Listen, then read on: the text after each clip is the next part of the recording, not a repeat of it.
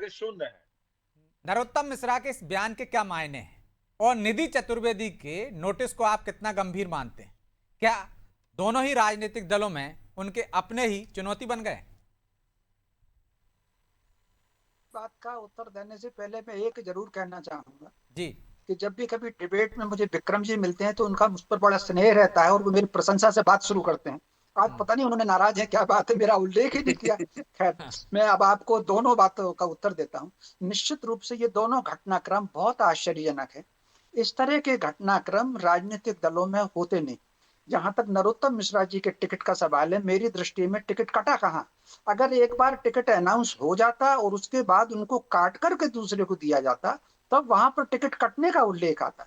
अब ये ठीक है कि नरोत्तम मिश्रा जी की किसी से बात हुई होगी और बात होकर के फिर उन्होंने काम शुरू कर दिया, लेकिन टिकट जो अनाउंस हुआ है वो पहली बार में ही आशुतोष तिवारी को हुआ है। दूसरा जो घटनाक्रम मुझे बहुत आश्चर्यजनक लगा, आमतौर पर भाजपा की कार्यशैली में इस तरह जो चक्का जाम कर देना, सड़क पर प्रदर्शन आना, स्वाभाविक रूप से इस सारे घटनाक्रम में पूरे चुनाव को बहुत दिलचस्प बना दिया। मान करके चलिए कि ब्रजेश जी इस वक्त नरोत्तम मिश्रा जी तलवार की धार पर आ गए हैं। अगर उसमें पार्टी को नुकसान हुआ तो कहीं ना कहीं सारा ठीकरा उनके सिर पर पड़ेगा। तो जो उनका आज का जो वक्तव्य है, कहीं ना कहीं जो उस दिन का उनका वक्तव्य था वो भी बड़ा इमोशनल जो था, आज का जो वक्तव्य था वो भी कहीं ना कहीं उनके मन में ये बात कार्यकर्ता लगे और उसको जुटे। तो ये वाकई चुनाव दिलचस्प, बहुत ज्यादा दिलचस्प हो गया है। दूसरा एक और बात जो मुझे लग रही, जो निधि चतुर्वेदी वाली बात, ऐसे उदाहरण कांग्रेस में है कि कई बार अनुशासनहीनता का नोटिस गया है और उन्होंने आकर के अधिकारी को बताया है, लेकिन मानहानि का नोटिस दे देना ये अपने आप में बहुत अद्वितीय है। मानहानि का नोटिस उन्होंने किस परिस्थिति में दिया, किस बात को लेकर के दिया, ये वाकई बहुत आश्चर्यजनक है। और मैं समझता हूँ समय के साथ कहीं ना कहीं जो अधीरता का भाव आ रहा है, अधीरता के साथ साथ कहीं ना कहीं जो एकाकीपन आ रहा है, उसका ही कहीं ना कहीं प्रदर्शन भाजपा में दिखा और उसका ही प्रदर्शन निधि चतुर्वेदी के उसमें दिखा। ऐसा गांधी जी के समय भी कई बार हुआ है कि नोटिस अगर गया है, नोटिस गया तो उन्होंने जाकर के अधिकारी से बात की है, नोटिस वापिस हुए हैं। ऐसे नोटिस भाजपा में भी वापिस हुए हैं और कांग्रेस में भी वापिस हुए हैं, लेकिन मानहानि का नोटिस दे देना ये वाकई बहुत आश्चर्यजनक बात है।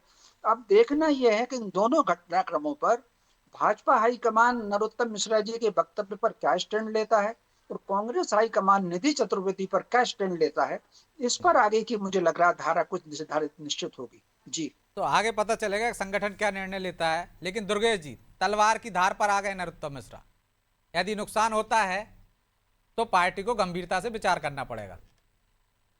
देखिए, कहीं कोई नुकसान नहीं हो रहा है। माननीय नरोत्तम जी जन जन के नेता हैं और उन्होंने चुनाव प्रचार संभाल लिया है। वो जनता के बीच में हैं। आदरणीय रमेश जी वरिष्ठ पत्रकार हैं, वो राजनीति को बड़ी करीब से देखते हैं। जो जिन बातों पर वो बोल रहे हैं, निश्चित रूप से वो सब बातें सभी के संज्ञान में हैं। और यह बात भी कि नरोत्तम जी को जो टिकट था वो जब घोषणा ही जब एक हुई तो टिकट कटना नहीं माना जाएगा। ये कि होता रहता है, ये राजनीति में ये सब चीजें संभव हैं। और आज तो फिर जिस तो तरह गदर से भी नहीं उन्होंने होना चुनाव, चाहिए ना बीजेपी में। बीजेपी में ये नहीं गदर, परिपाटी भी नहीं है। देखिए कहीं कोई परिपाटी नहीं है, पर भावावेश जो कार्यकर्ताओं का एक उफान था, वो बहुत लंबे समय से वहाँ कार्यकर्ताओं के बीच रहे हैं। और नरोत्तम जी के स्वभाव से आप भी वाकिफ हैं, रमेश जी भी वाकिफ हैं और हम भी वाकिफ हैं। वो सबको अपना मानकर काम करते हैं पार्टी में।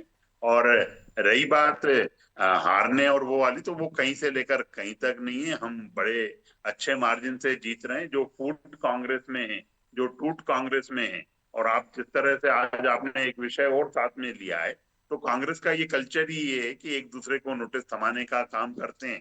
फिर अब मानहानि तो ये हम पहली बार, निश्चित रूप से रमेश जी जैसे बोल रहे थे, वो पहली बार सुनने का काम कर रहे हैं। तो कांग्रेस में ये सब चीजें एक हमेशा के चलने वाली चीजें हैं ये। और वो तो खुद इस चीज को भी एक्सेप्ट करते हैं कि जीतू पटवारी का गुट अपना गुट है, दिग्विजय सिंह का गुट अपना गुट है, कांतिलाल भूरिया का अपना गुट है, अजय सिंह राहुल भैया का अपना गुट है, अरुण यादव का अपना गुट है। एक लंबी उनमें वो तो वो खुद है भी स्वीकार खींचतान करते चलती हैं। रहती। विक्रम जी,